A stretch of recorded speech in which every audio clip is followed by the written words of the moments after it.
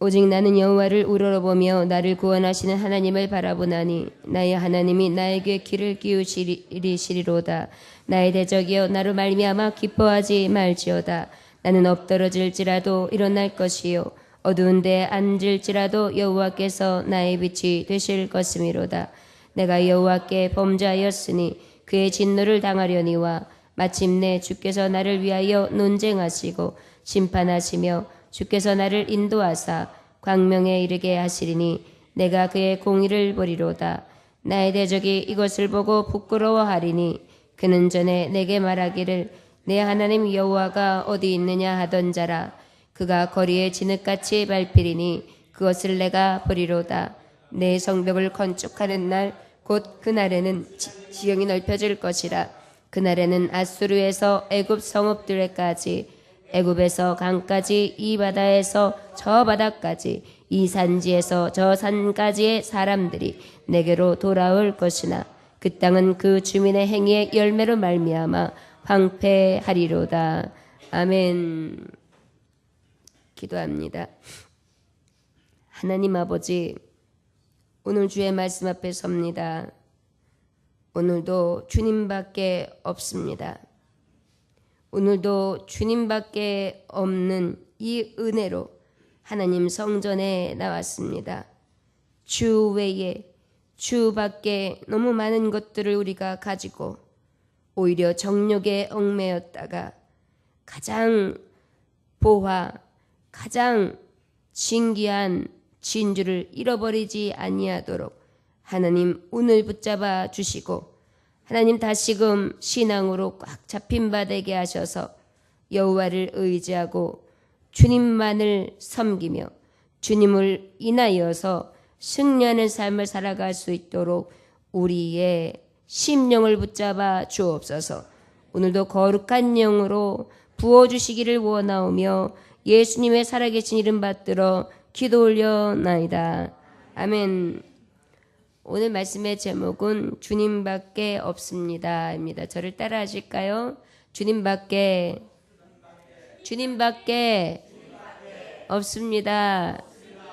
우리 큰 목소리로요. 주님밖에 없습니다. 제가 들어보니까 아니요. 저 주님밖에 많은데요. 주님만 계시면 안 되는데요. 그런 소리로 들리는 것 같아요. 여러분 정말 주님밖에 없습니다. 그 간절함은요. 주님밖에 없습니다. 이렇게는 안 돼요. 자, 여러분 주님밖에 없습니다. 우리 간절하게 주님밖에 없습니다. 고백해 볼까요? 시작. 주님밖에 없습니다. 할렐루야. 맞습니다. 주님밖에 없습니다. 미가서 7장 1절부터 6절까지의 말씀은 어떤 말씀이었습니까?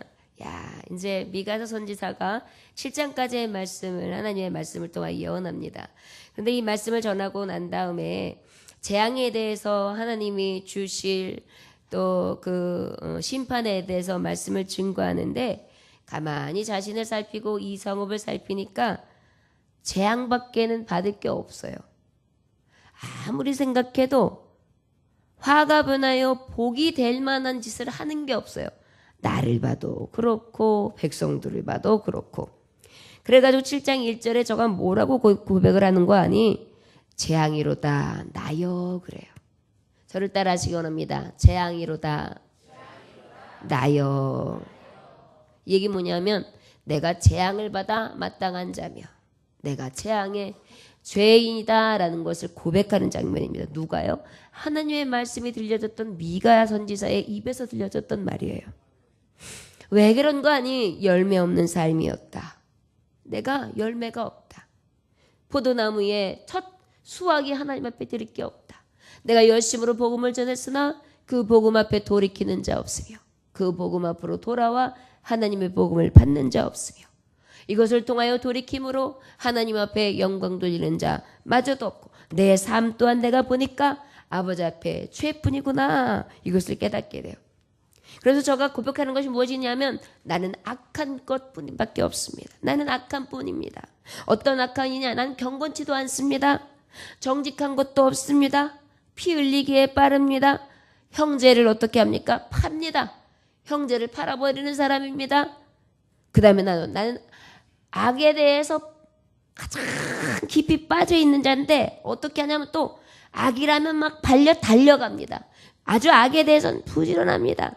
뇌물을 받고 욕심을 내며 서로 결탁해서 뻔뻔하게 서로 이물을 챙기고 찔레와 가시떨기 같아서 나에게는 온몸에 가시가 덮쳐 있고 말하다 보면 찌르고 옆에 있는 사람들이 지나치다 보면 찢기고 그 다음에 그 찔림과 찢김으로 인하여 너무나 고통스럽게 하는 나는 그러한 가시 같은 그런 찔레와 같은 그런 자입니다. 나는 부지런히 악으로 달려가는 자입니다.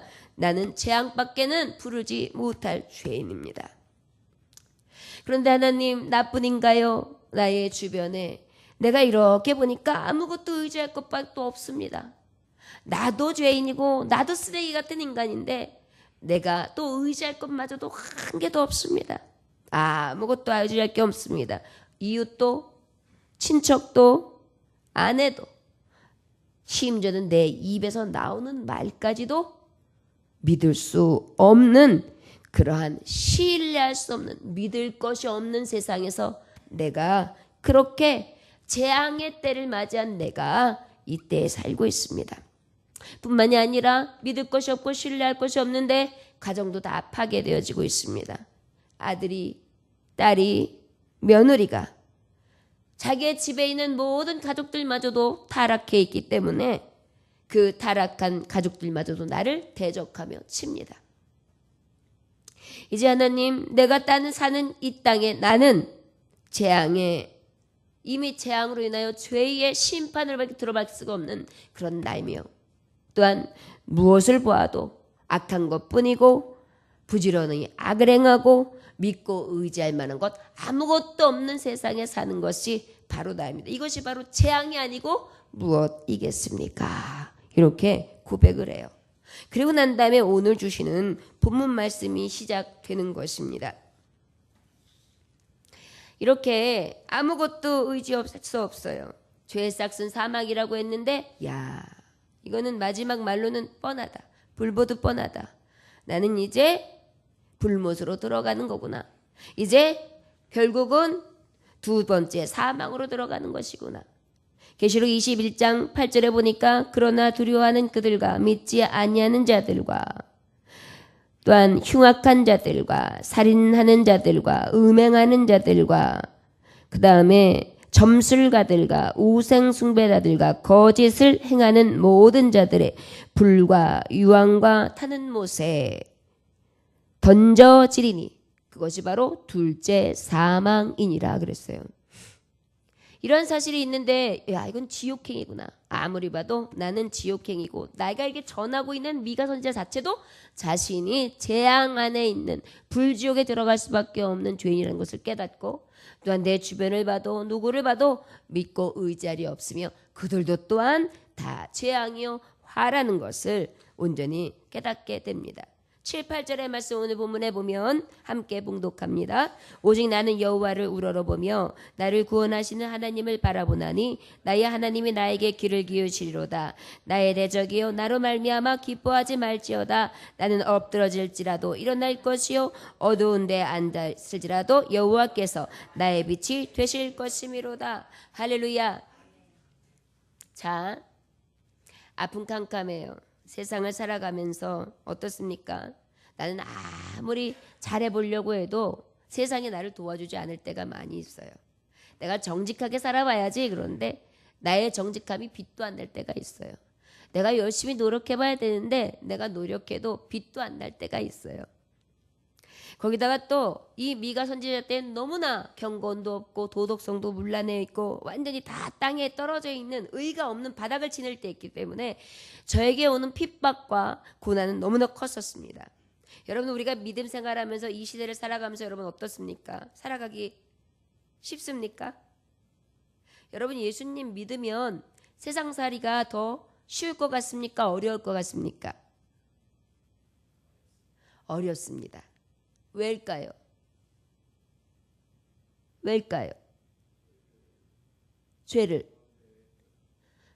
죄 가운데 죄가 떼묻지 않기 위해 노력해야 되니까요. 맞습니다. 자, 예수님 믿고 의지하고 살아간다는 것은 예수님 때문에 기쁨은 있습니다. 예수님이 주는 평안도 있습니다. 감사도 있습니다. 감격도 있습니다. 힘도 생깁니다. 능력도 생깁니다. 그런데 그 능력과 힘으로만 우리가 살아가는 것이 아니라 자꾸 우리는 어디에서 살아요? 죄 가운데 살아가요. 그러다 보니까 믿음은 보이지 않는 것들의 실상, 보이지 않는 것들을 바라보는 게 믿음인데 자꾸 보이는 것들에게 지는 거예요. 그러다 보니까 어때요? 보이는 것에 내가 짝하지 않으려고 애를 쓰다 보니까 사실은 더 힘이 들죠. 힘드는 건 맞아요. 그런데 그 힘든 힘듦이 어떤 힘듦이냐? 기쁜 힘듦이 될 수 있어요. 저를 따라하시기 원합니다. 힘든데 기쁜 힘듦이다. 이해되십니까? 엄마가 아들을 굉장히 사랑해요. 근데 아들이 장가를 갔어요. 그러다가 하루는 전화가 온 거예요. 엄마. 그래서 왜? 그러니까, 엄마, 우리 아내는 왜 이렇게 우리 누구누구는 된장찌개 이렇게 못 끓여오나? 엄마 된장찌개 너무 먹고 싶어가지고 내가 오늘 전화했다. 그래. 너무 좋은 거예요. 엄마 그때 아프다고 막 끙끙 앓고 있었어요. 그래? 그러면 와, 엄마가 된장찌개 끓여줄게. 그러면 엄마 오늘 저녁 때 갈게요. 그래요. 그러면 어때요? 아픈 게 어디 있어요? 막 일어나요.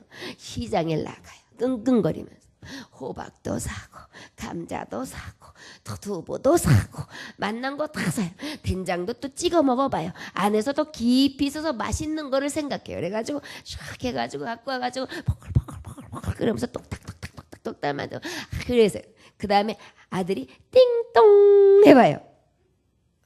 아들이냐? 그럼 엄마 그래. 그러면 딱 이러면서 된장찌개 먹어. 웃어. 역시 우리 엄마 된장찌개 최고야. 짱이야 짱. 자, 그러면 어때요? 엄마는 지금 아팠던 시간도 잊어버려요. 그리고 힘들었던 순간도 잊어버려요. 힘든 게 힘들어요. 그런데 그 힘든 힘듦이 무엇이에요? 기쁜 힘듦이에요. 여러분, 하나님이 나를 사랑하셨어요. 나를 위해 죽기까지 하셨어요.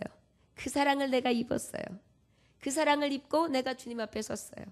내가 주님을 모시고 주님과 함께 동행을 하다 보니까 어렵고 힘들어요. 때로는 버거워요.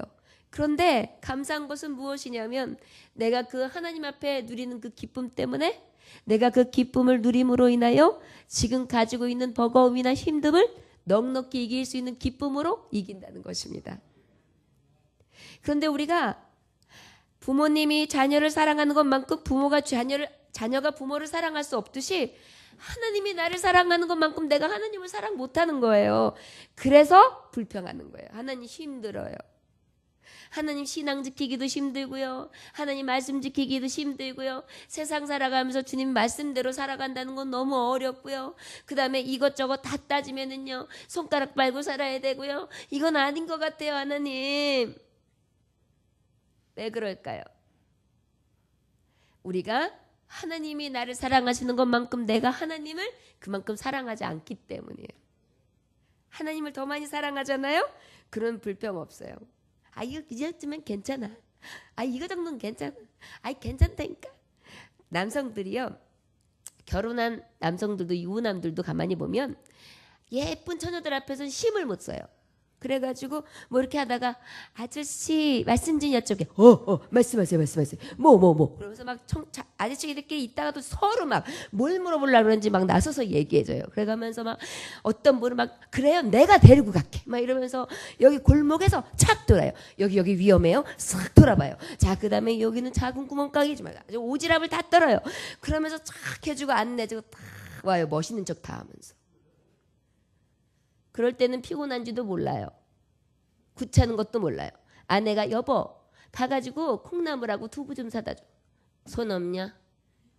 하루 종일 뭐하고 있다가 나한테 그거 구멍가게 가서 그거 사오라 그러냐? 이래요. 왜 그래요? 정 떨어져요. 사랑의 차이예요. 이해되시죠? 왜 이 말씀을 전하느냐 하면 우리가 하나님 앞에 이 사랑을 받았음에도 불구하고 우리가 죽을 죄인에도 불구하고 하나님께서는 우리를 살리시고 구원해 주셨어요. 우리는 그 구원의 은혜를 받은 자들이에요. 그렇다면 우리는 그 은혜 때문에 주님밖에 없습니다. 나를 위해 죽으실 분이 누가 있겠어요? 나 같은 죄인을 죄 없다 하실 분이 누가 있겠어요? 내 편에서 항상 서실 분이 누가 있겠어요? 나를 떠나지 아니하시고 버리지 아니하시고 나와 함께 하시리가 누가 있겠어요? 나를 위해 우실 분, 나와 함께 동행하실 분, 나를 위하여 눈동자같이 눈도 깜빡이지 아니하시며 나를 아끼시고 사랑하시는 분이 누가 있겠어요? 주님밖에 없습니다. 이것이 우리 안에서 막 토해져 나와야 되는데 너무나 깊은 사랑은 어쩔 때는 우리가 너무나 값없이 여겨요. 사실은 같이 사는 아내의 사랑이 제일 깊은 사랑이잖아요. 뭐 아무리 돌아다니는 이쁜 아가씨가 예쁘면 뭐 할 건데요. 거기에다가 오지랖 떨면 뭐 할 건데요. 있는 사람한테나 잘해야죠. 그래야 나중에 그 삼식이 소리 안 듣는 거거든요. 눈치는 없어가지고요. 치마만 두르면 다 좋아해요. 여러분, 이게 바로 우리의 죄성이에요. 하나님 앞에 받은 은혜가 너무 많고 진짜 사랑이 있는데 진짜 사랑은 자꾸만 두고 다른 데다가 한눈을 팔아요. 그리고 정신을 못 차려요. 자, 여러분, 오늘 우리가 세상살이 하면서 정신 못 차리는 이 모습이 죄밖에 없으며 죄악으로 빨리 달려가는 길이고 죄악으로 부지런히 달려가고 그 다음에 믿고 의지할이 없게끔 나부터도 믿음을 줄 수 없고 믿음을 받을 수 없고 믿음을 살 수 없는 삶을 우리가 살고 있다는 것을 깨달아 하시기를 원합니다. 우리가 그 하나님 주님밖에 없음은 무엇으로 오늘 7절의 말씀에 고백하고 있느냐면 오직 나는 여호와를 우러러보며 우러러본다는 건 뭐예요? 마음속으로 공경하며 떠받들어서 보는 거예요. 마음속으로 어떻게 해요? 공경하여 떠받들어 보는 거예요. 하나님을 이렇게 해요. 어떻게 해요? 이렇게 해요. 여러분, 그 북한 사람들이요, 진짜 우상화 작업 기가 막힌 거예요. 어버이 수령 똥질성 막 이러잖아요. 어버이 수령 똥질성. 코가 막히니까 잘 나와요. 아주 우상화예요, 우상화. 그런데 보세요, 이게 뭐냐면 하나님 아버지 바라나이다. 완전히 공경해서 떠받들어 드리는 우러러보는 진짜 하나님을 볼 때의 존경하심이 사실은 그게 바탕이 되어 있는 고백들이거든요. 근데 이 공산당들은요, 이 북한 공산당들은 세상에 그 신앙의 성경 교육을 갖다가 그렇게 사상 교육으로 시켜가지고 사람을 신격화시킨 거예요. 근데 오히려 사람 앞엔 그렇게 열성을 다하면서 진짜 만군의 주 여호와는 생명의 주 하나님 앞에는 온전히 주님밖에 없음을 고백하지 못하는 우리의 미련함을 날마다 회개하고 우리는 아버지 앞에 주님밖에 없음을 늘 우리의 심령 가운데 아로새게 될 줄 믿습니다. 왜냐하면 사탄은요, 자꾸 하나님밖에 결집되어지는 그 은혜의 샘을요, 자꾸 어떻게 파괴해요. 떨어져 나가게 해요. 그래서 분리되게 만들어요. 세상으로 향하게 만들어요. 분열되게 만들어요. 여러분, 세포 조직을 보면은 건강한 세포 조직은 굉장히 아름답고요, 결집되어 있어요. 질서 정연해요. 그런데 나쁜 세포들 있잖아요. 목숨을 앗아가거나 그 다음에 건강을 해치는 세포 조직들은 굉장히 괴상하고 못생기고 이리 가고 저리 가고 막 무질서해요. 그게 바로 사탄과 마귀와 그 다음에 죽이려고 하는 저주, 사망의 모습들이에요. 그러다 보니까 어때요? 하나님 앞에 온전히 결집되어 사랑으로, 기쁨으로, 감동으로, 평안으로, 즐거움으로, 감사로, 주여 내가 주님을 우러러보나이다. 내가 어찌 주님 앞에 주님을 내 아버지라 부를 수 있사오리까. 그 마음이 확 고백이 돼야 되잖아요. 그런데 이 마음들을 어떻게 해요? 다 끄집어내요. 그래서 어떻게 진짜 소중한 것을 소중하지 못하게 여기도록 만들어요. 여러분, 그것의 가장 대표적인 대명사가 가정을 깨는 거예요.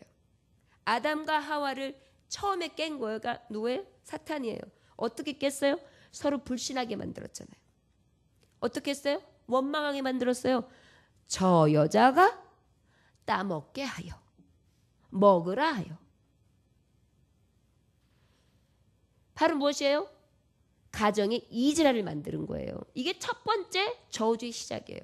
자, 지금도 마찬가지입니다, 여러분. 모든 나라, 그 다음에 독재자나 문제아나, 그 다음에 청소년들 중에 많은 문제성을 가지고 있는 범죄의 원인들을 보면 다 어디서 생긴 건지 아십니까? 가정이에요. 아버지하고 엄마의 관계. 굉장히 이게 굉장히 강해요. 그러다 보니까 사탄은요, 가정 깨는 게 1순위예요. 요즘에 여러분 젊은이들이 결혼 안 해요. 아예 결혼도 하지 못하게 만드는 게 지금 사탄이 하는 공작이에요. 거기다가 또 어떻게 만들어요? 진정한 순결 예식을 하지 못하게 만들어요. 그래가지고 어떻게 해요? 결혼이라는 게 없이, 진정으로 결혼한 가정에 어떤 약속이 없이 어떻게 해요? 그냥 동거해버려요. 그냥 마음 맞으면 하루하루 원나잇도 해요. 이런 세대를 만들어 보니까 어때요? 가정 중요성 잃어버려요. 가정을 가졌는데도 가정을 지켜야 되겠다라는 그런 마음으로 약속을 했어요. 그래서 부부들끼리도 잘못했을 경우에 다른 사람하고 했을 때는 무슨 죄가 있었어요? 간통죄가 있었어요. 그런데 간통죄도 없어졌어요. 이제는 그런 것을 적발했다 할지라도 그냥 나 혼자 분통해서 죽을 만큼 죽고 싶은 것 정도로 진짜 모멸감 느끼는 것으로 끝나지 법적으로 어떤 조치도 못해요. 갖다가 간방에 넣지도 못해요. 그러다 보니까 어때요? 가정, 가장 결집되어야 되는 아름다운 온전한 가정이 그냥 무너지는 거예요. 여러분, 자, 이 말씀 왜 했는지 아십니까? 하나님 앞에 모여지고 거룩하게 순결한 백성들이 되어 온전한 가운데에 아버지께서 애초에 만드신 에덴 동산, 완전한 나라, 하나님의 나라를 깨는 것이 저들이 하는 것인데, 그 저들이 하는 것 중에 가장 첫 번째는 바로 파괴예요. 그 파괴에서 우리가 이 말씀을 왜 하느냐, 왜 가정 얘기를 들어갔고 왜 부부관계 얘기를 했느냐면 이 죄성에 대해서 말씀하는데, 이 죄 가운데에 구원하실 수 있는 것이 바로 누구냐? 하나님 아버지라는 말씀을 하기 위해서예요. 자, 죄에 대해서 죄질을 통하여 저주를 얻게 된 것은 사람이 한 일이에요. 그런데 하나님은 또 어떻게 해요? 그 죄에 대해서 다시 회복시켜 주시는 거예요. 주님밖에 없는 이유가 뭔지 아십니까? 나는 날마다 죄성으로 저 나락으로 떨어져서 죽을 수밖에 없고 깨지고 일체되지 못하며 사단의 회에 마귀의 종 노릇을 하면서 나는 죽을 수밖에 없는 저주의 형을 받았는데, 나를 구원하실 수 있는 하나님은 바로 구원의 여호와 하나님이라는 거예요. 구원이 뭐예요? 구원. 10원 빼기 1원이 구원이에요? 구원이 무엇입니까? 천국 구하는 거? 죄에서 사해 주신 것. 죄에 속하셔서 나를 온전히 하나님의 자녀 백성 삼으심으로 죄에서 의의 백성 삼으신 거예요. 마귀의 종에서 하나님의 종으로 옮기신 게 구원이에요. 여러분 저를 따라하시기 바랍니다. 마귀의 종에서 하나님의 종으로, 사망에서 생명으로, 저주에서 축복으로. 아멘. 이게 구원이에요, 여러분. 구원에 대해서도 잘 모르겠죠. 구원 많이 들었는데 천국 가는 게 구원이야. 천국 가는 게 구원인데 구원에 대해서 모르겠죠. 구원은 바로 무엇이라고요? 죄에서 의로, 또 저주에서 축복으로, 또 사망에서 생명으로. 그렇게 옮기신 게 뭐라고요? 구원이에요. 이 얘기는 뭐냐면 돈으로도 할 수 없는 게 구원이고 명예로도 할 수 없는 게 구원이고 우리가 그 무엇으로 값을 치르고도 살 수 없는 게 구원이라는 거예요. 누구만 하실 수 있어요? 주밖에는 할 수 없다는 것입니다. 이해되셨죠? 왜 우리가 미가서 선지자 마지막까지 이 말씀을 전하는가?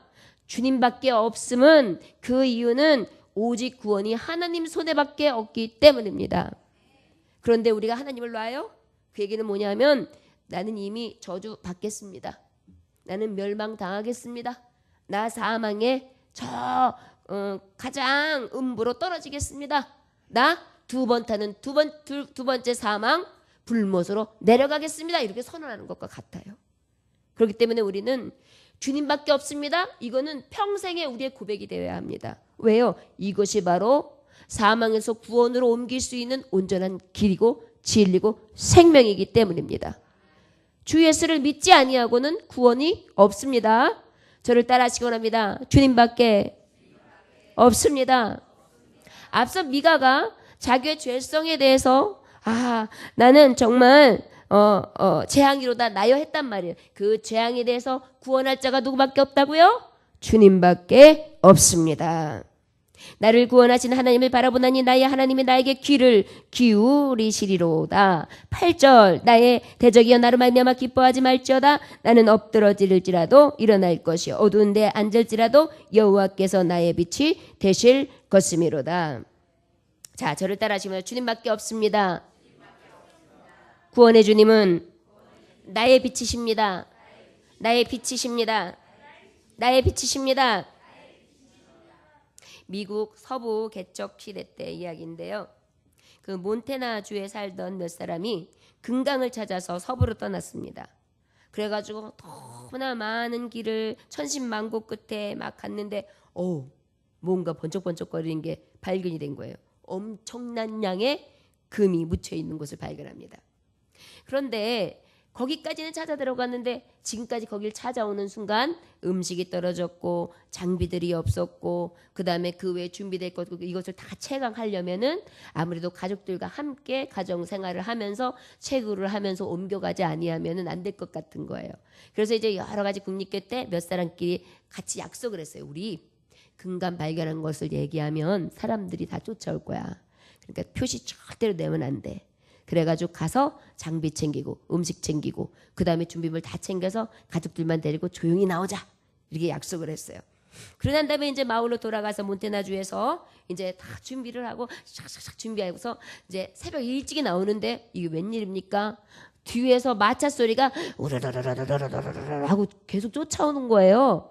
그래서 저 사람들이 다 어디를 가는가 하고 있는데 이상해요. 자기네들이 우측하면 우측, 좌측하면 좌측 계속 쫓아오는 거예요. 나중에 알고 보니까 저 사람들이 낌새를 알아챈 거예요. 분명히 저 사람들이 지금 금강을 발견했다. 저기 쫓아가면 엄청난 금강이 있을 것이다. 누가 말한 적도 없어요. 이 비밀을 누설한 적이 없어요. 그런데 수백 명이 쫓아오는 거예요.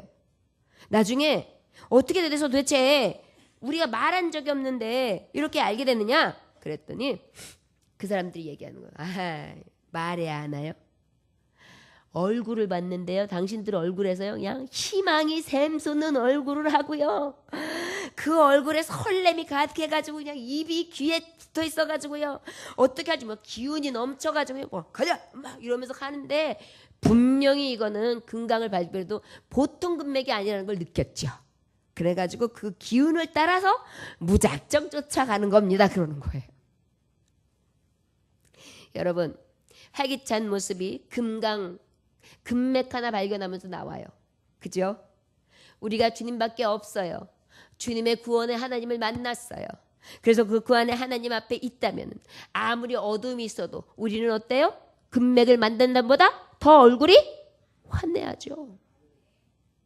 더 기뻐야죠. 더 빛나야죠. 더 활기차야죠.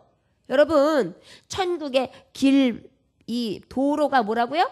도로 포장재가 금이라니까요. 그런데 우리가 도로 포장재가 금인데 금맥을 찾은 사람하고 그 얼굴이랑 비교한다면 우리는 어때야 돼요? 더 환해야죠. 근데 우리 성도님들이 더 환하신가 지금?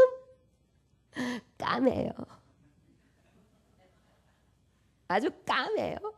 아니 뭐 이렇게 많이 타셨어요. 한여름도 아닌데. 우리는요.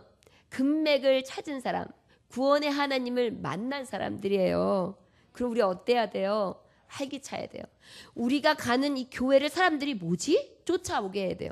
도대체 저 활기참이 어디서 나온 거야? 저 빛이 어디서 나온 거야? 저 소망이 어디서 나온 거야? 저 희망이 어디서 나온 거야? 저 기쁨이 도대체 어디서 나온 거야? 저 활기참이 어디 있는 거야? 이런 마음이 들어서 막 오는 거예요. 아니 왜 쫓아왔습니까? 물어보면 뭔가 있는 것 같아서요. 뭔가 있죠. 뭐가 있어요? 주님 계시죠. 할렐루야. 여러분, 우리는 주님밖에 없습니다. 그런데 주님밖에가 아니에요. 주님이면 됩니다. 그죠? 우리는 주님 계시니 모든 것을 가진 자요. 주님 계시니 모든 것을 아는 자요. 주님 계시니 모든 것이 내 것인 자인 것을 믿으시기 원합니다. 그래서 이제 우리 주님이 빛이 되신다. 그 주님밖에 없음은 구원 되시는 하나님께서 나의 빛이 되시는데, 여러분, 우리가 어두운 곳이 있어요, 없어요? 있죠. 어두운 곳이 있잖아요. 빛이 있지만 어두운 곳도 있잖아요. 살아가다 보면 어때요? 주님 때문에 좋아요, 주님 때문에 기뻐요. 하지만 그러다가 또 가다가 팍 넘어지면 에고 울고, 또 가다가 또 뭔가 일이 생기면은 이 하고 울고, 그 다음에 누군가 나한테 뭐라고 하면 욕도 나오고, 이렇게 우리 살아가요. 슬픔, 고난, 절망, 이 어두움을 우리는 없이 살 수 없어요. 마치 낮이 있으면 밤이 오는 것처럼 우리는 늘 그러한 삶을 살아갑니다. 그런데 주님밖에 없음이 우리에게 기쁨이 되는 것은 미가 선지자는 말하는 거예요. 이 어두운 가운데서도 하나님은 나를 빛으로 이끌어 주시기 때문이다. 어둠은 있어요. 슬픔도 있어요. 절망도 있어요. 아픔도 있어요. 그런데 너무나 감사한 것은 나를 위로해 주세요.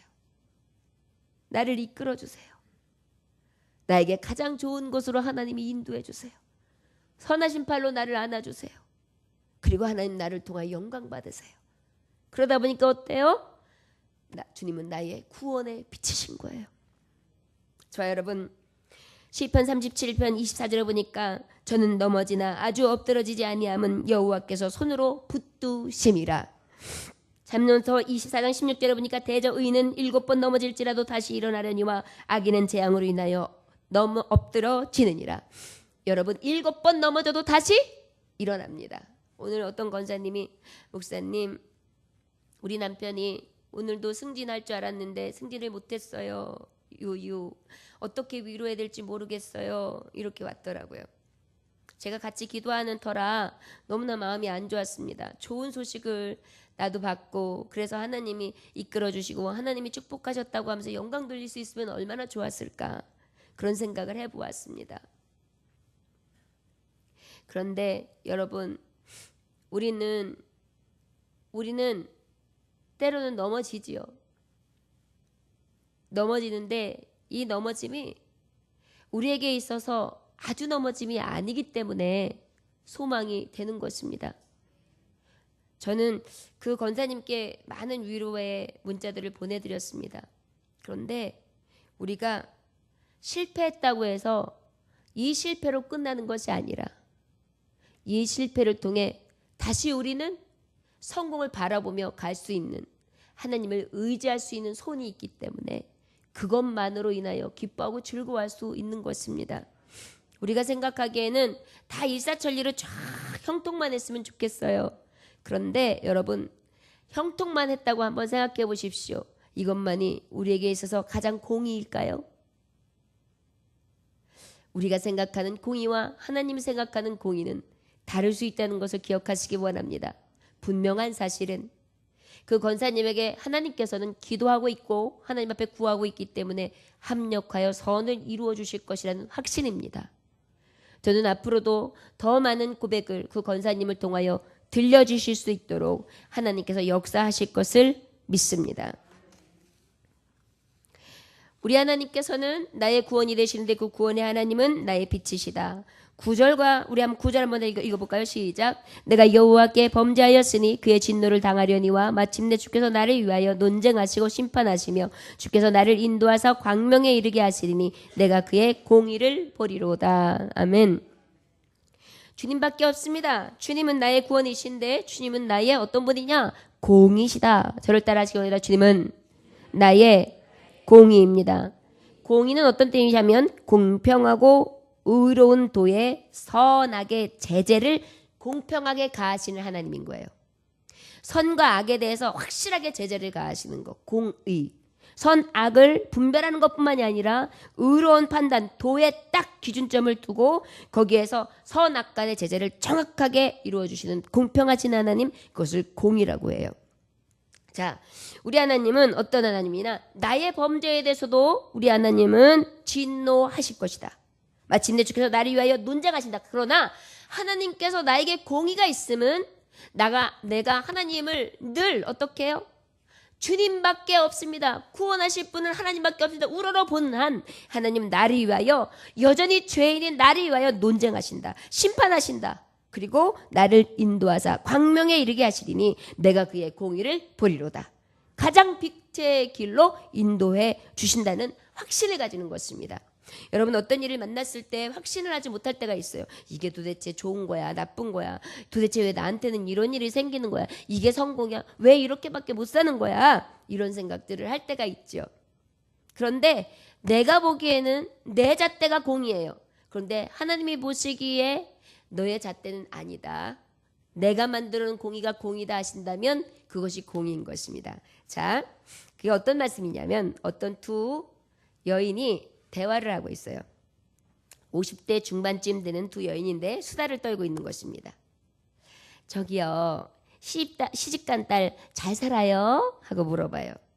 그럼요. 우리 딸은요 정말 시집을 잘 갔어요. 걘 일을 안 해요. 한낮까지 늦잠을 잔답니다. 가정부가 청소며 부엌일을 다 하니까 쇼핑이나 슬슬 하면서 잘 먹고 잘 살아요. 팔자가 좋은 거죠. 그랬더니 상대가 이번에는 아들에 대해 묻습니다. 아유, 아들은 어떻게 지내요? 아유, 아들 생각하면 화가 나서 죽겠어요. 아내 복이 없는가 봐요. 남자에게 빌 붙어서요. 아이고, 그 빌 붙어 사는 여자를 만났지 뭐예요. 며느리는요 하루 종일 아무것도 안 해요. 가정부가 집안일을 다 하고요. 며느리는 늦잠만 자고요. 부엌에는 얼씬도 안 해요. 내 아들이 번 돈으로 쇼핑이나 하면서 하루를 보낸다니까요. 아유, 그래도 그냥 비싼 물건만 좋아해가지고 아주 속상해 죽겠어요. 그래요. 자, 두 여인이 지금 이야기하고 있어요. 한 분은 시집을 잘 갔대요. 남편을 잘 만나서. 한 분은 장가를 잘못 들었대요. 며느리를 잘못 만나서. 자, 그런데 두 관점에서 봤을 때는 어떤 게 공입니까? 친정어머니 입장에서는 딸이 편안한 게 좋을 거고, 시어머니 입장에서는 아들이 편안한 게 좋은 거예요. 사람의 공의는 이런 거예요. 하나님이 왜 주님밖에 없습니다. 우리가 고백할 수밖에 없냐면요, 우리의 공의는 늘 주관적이에요. 우리가 생각하는 의는 날마다 내 스타일로 잣대를 짚고 저울질을 해요.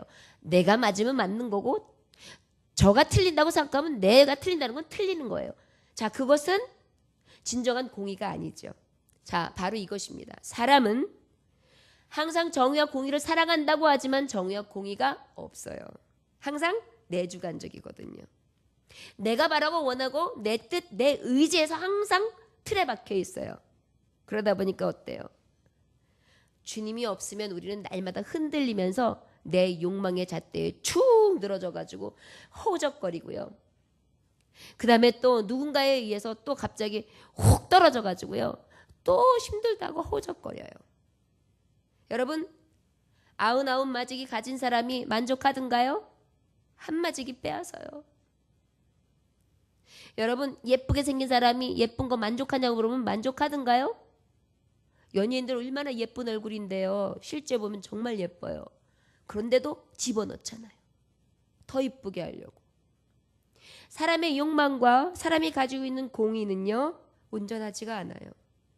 그렇기 때문에 사람을 만나면은 사람한테 배신당하는 거고, 사람한테 오해 상하는 거고, 사람한테 이율배반적인 이익관계 가운데 서로 불일치가 되는 이유가 그거예요. 왜? 서로 보는 견해의 공의가 다른 거예요. 마치 꽃을 볼 때나 이 컵을 볼 때 내는 이쪽에서 보니까 이쪽 면밖에 안 보여요. 위에서 보는 사람은 동그래요.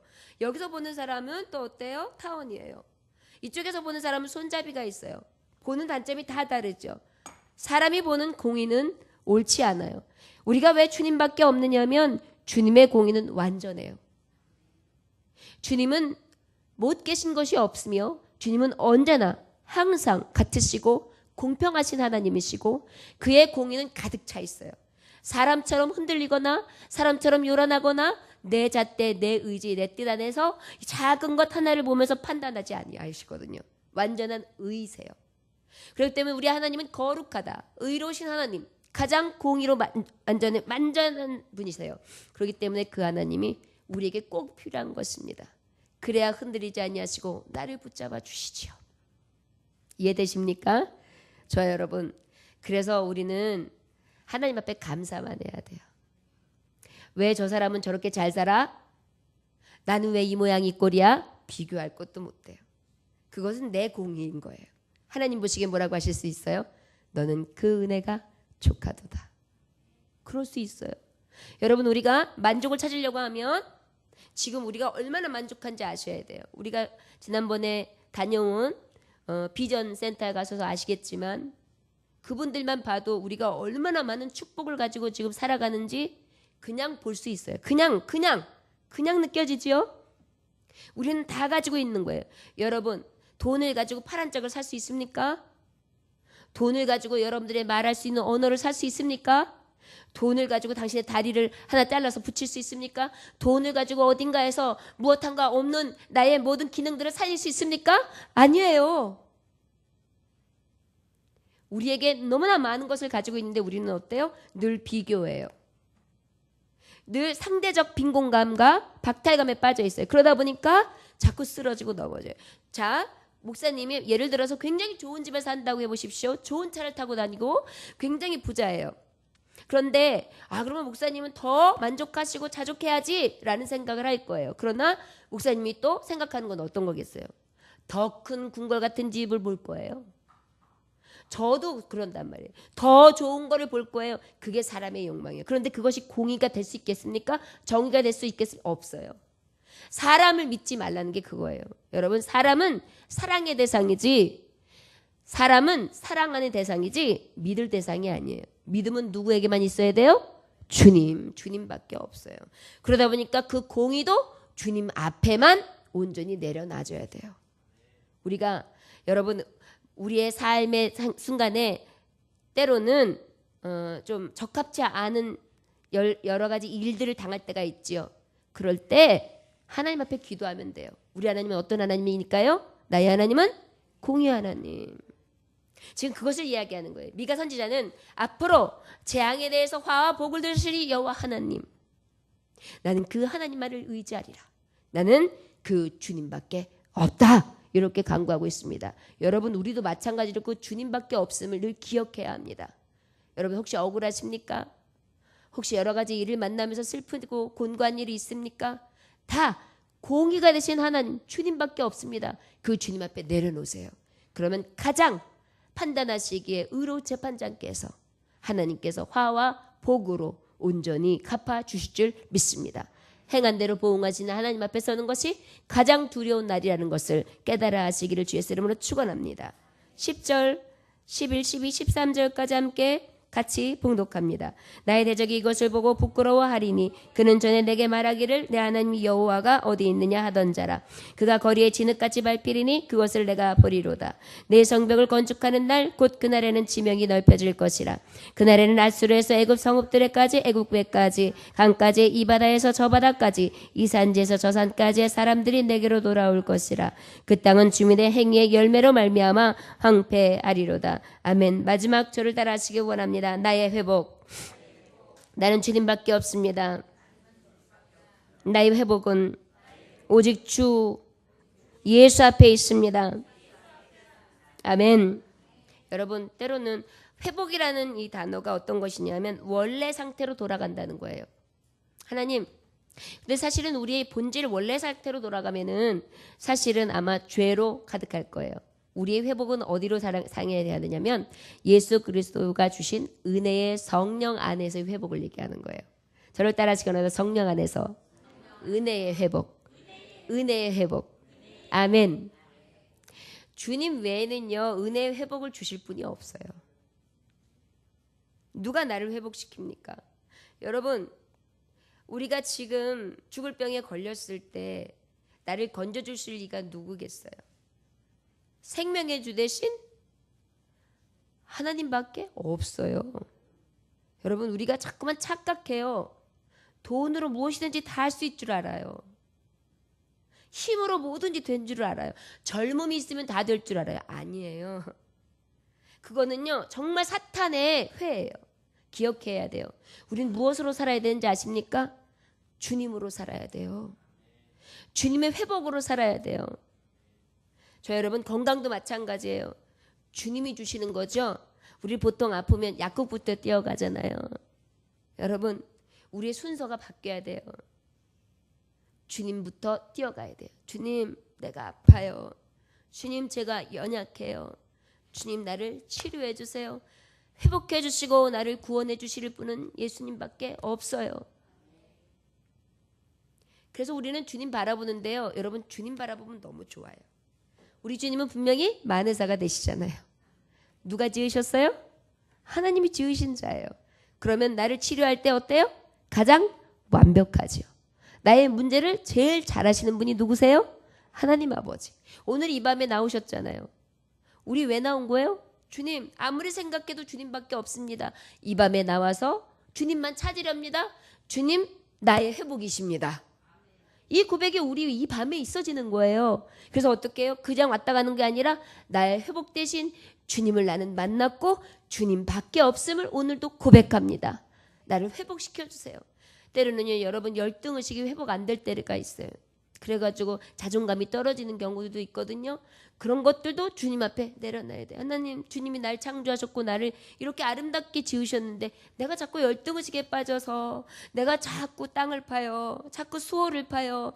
하나님 나를 회복시켜 주셔서 다시금 주님 앞에 늘 기쁨으로 감격으로 다시금 일으켜져서 세상 속에 나아가 빛과 소금의 역할을 감당하게 해주세요. 나의 회복은 오직 주님밖에 없습니다. 성령님 나를 회복시켜 주시옵소서. 이렇게 구해야 합니다.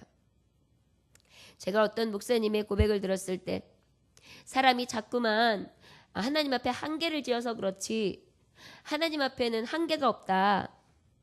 자기가 여기까지만 한다고 생각하고 여기까지 구하니까 하나님이 거기까지만 일하시는 것이지 하나님의 한계는 없다. 이런 말씀을 했던 것이 기억이 나는데 제가 오늘 왜 그 말씀을 계속해서 이 귀에 색 자꾸만 쟁쟁거리고 올렸느냐면 제가 올해가 이제 개척 5년째예요. 그런데 4년 동안에 정말로 이렇게 아팠던 적이 없어요.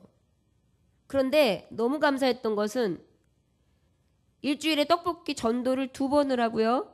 새벽 예배를 다 쌓고요.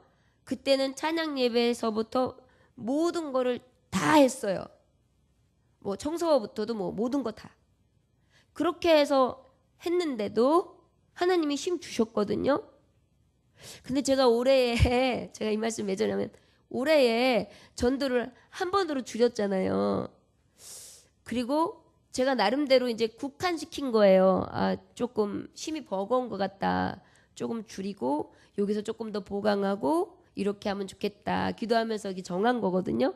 물론 이것도 하나님께서 합력하여 선을 이루신 어떠한 우리 교회에 가는 길 가운데 한 과정일 것입니다. 그런데 저한테 들려지는 건 뭐냐면 콧바 네가 한계를 지은 거야.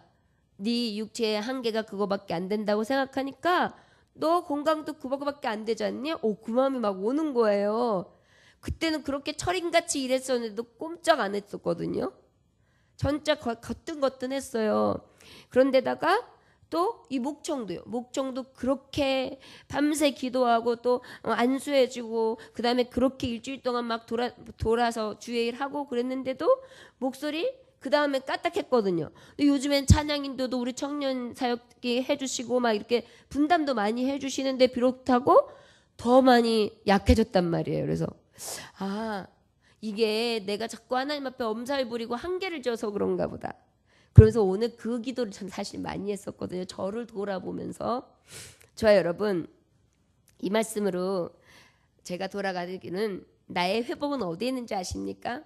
나의 잣대나 나의 생각, 나의 상식, 내가 생각했을 때 내가 한계, 나는 여기까지, 나는 요만큼만 이렇게 생각하면 결국은 그거밖에 못 받는다는 것을 제가 깨달은 거예요.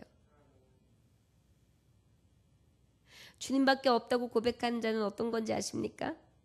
한계가 없어요. 하나님이 하게 하시면, 주님이 주신다면, 주님이 일하신다면, 주님이 나를 통하여 이런 마음들이 막 생기면 그 감동대로 순종하는 것, 그 안에서 하나님은 나를 더 강하게 회복시켜 주신다는 것을 깨달아 알 수 있었습니다. 저와 여러분, 우리가 주의 일하면서 때로는 몸을 아끼세요. 그 다음에 좀 꾀도 좀 내세요. 이런 얘기들을 들을 수 있어요. 그런데 아닌 것 같아요. 저는요, 주님을 봐면서 느낀 게 우리 주님이 한계가 없거든요. 우리 하나님은 더 주고 싶어 하세요. 일하는 자에게 더 많은 것을 맡기시고 싶어 하세요. 맡기시려고 하시는데 힘을 빼시겠습니까? 힘을 더해 주시지요. 우리가 아버지 앞에 나아가는 데 있어서 이 회복이 주님 앞에 있음을, 주님 밖에 없음을 기억한다면 우리의 한계를 자꾸 주님 앞에 긋지 아니하고 하나님의 무한하신 능력 앞에 우리가 회복되어질 것을 간구하게 하실 줄 믿습니다.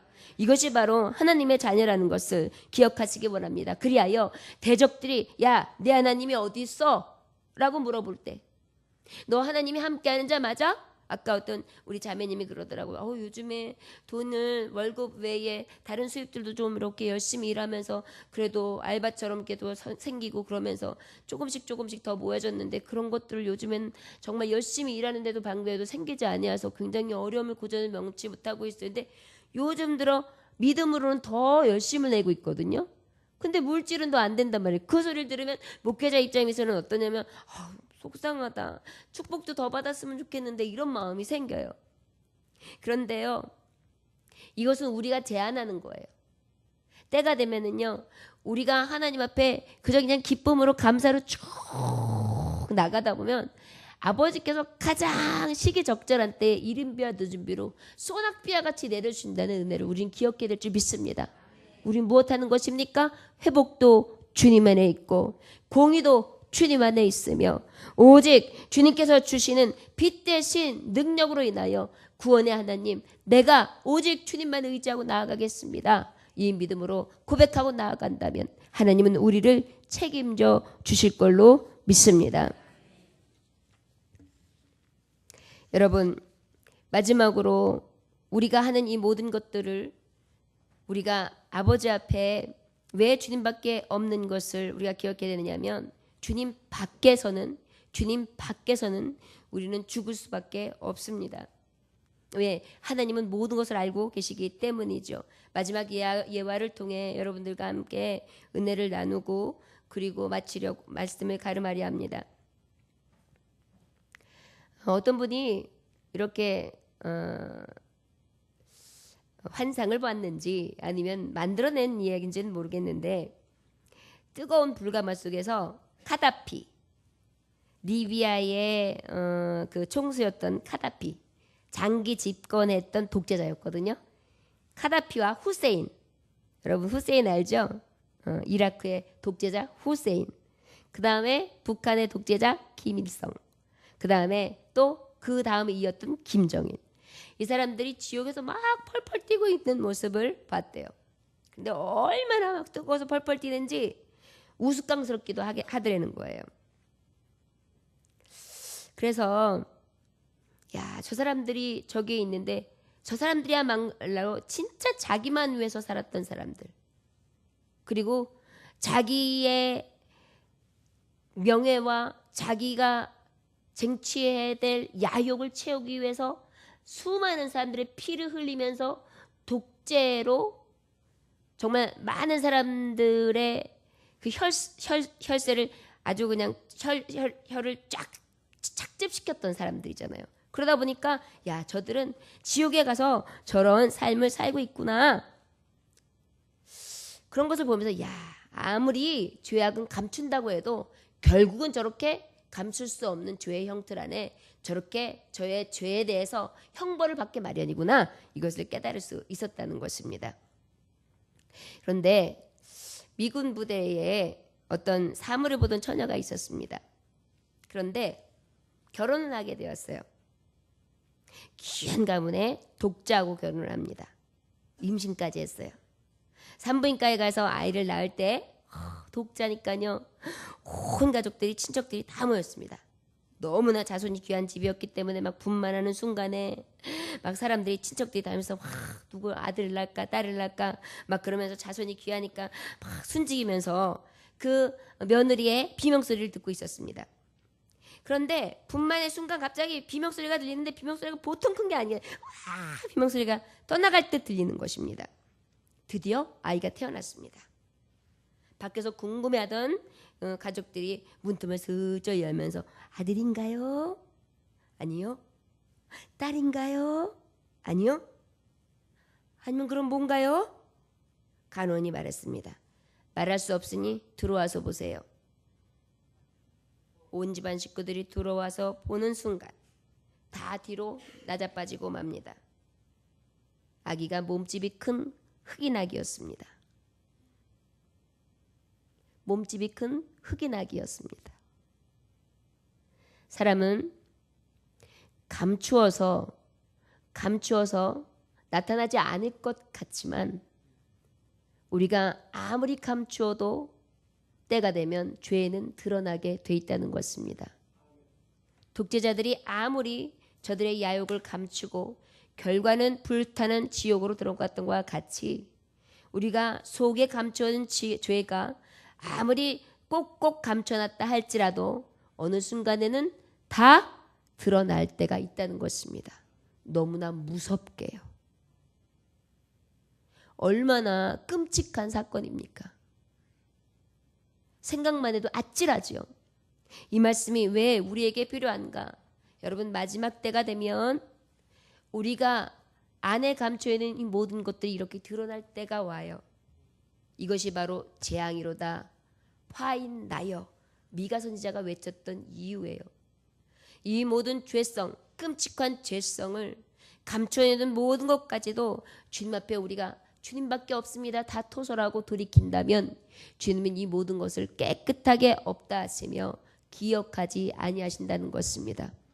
여러분, 마지막 때에 이 끔찍한 죄의 모습들이 들춰지고 두 번 타는 못, 만약에 지옥불에 우리가 들어간다면 얼마나 끔찍한 형벌을 맞게 될까요? 기억하시기 원합니다. 무엇 하나도 우리는 숨길 수 없습니다. 사람은 혹시 숨길 수 있습니다. 그러나 여러분, 음란한 죄, 가지 말아야 될 것, 보지 말아야 될 것, 하지 말아야 될 것, 우리가 또한 여러 가지로 하나님 앞에 악을 행하는 길 돌이킬 수 있으면 돌이킬 수 있는 대로 주 예수의 이름으로 돌이킬 수 있는 저와 여러분들 되시기를 원합니다.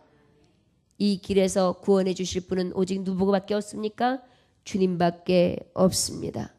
저 여러분, 가정에서 온전하게 구원의 길로 갈 수 있는 길은 가정을 주님 안에서 이끌어 가는 것입니다. 여러분들, 교회가 사는 길도 주님 안에, 주님 밖에는 없습니다. 이 나라와 민족과 열방도 살 길은 오직 주님 밖에 없습니다. 우리의 빛, 우리의 공의, 우리의 참 회복은 온전히 주님 밖에 없습니다. 죄 가운데에 완전한 회복을 이루시사 우리의 감추어 있는 것까지도 완전하게 없다 하실 수 있는 분, 주 예수밖에 없습니다. 그 주님 앞에 돌아올 수 있기를 원합니다. 바로 미가 선지자가 외치는 것은 이 공의의 주님이 우리에게 오실 것을 예언함으로 말미암아 우리의 죄악을 해결하실 곳은 오직 예수 그리스도뿐임을 예언함으로 많은 하나님의 종들이 돌아와 아버지 앞에 구원함을 입을 수 있기를 늘 구하는 그러한 하나님의 계시의 말씀일 것입니다. 자, 여러분, 오늘 이 밤에 하나님의 말씀을 들으셨습니까?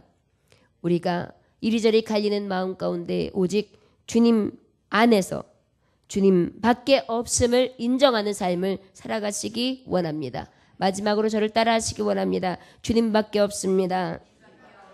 주님은 나의 빛, 주님은 나의 공의, 주님은 나의 회복이십니다.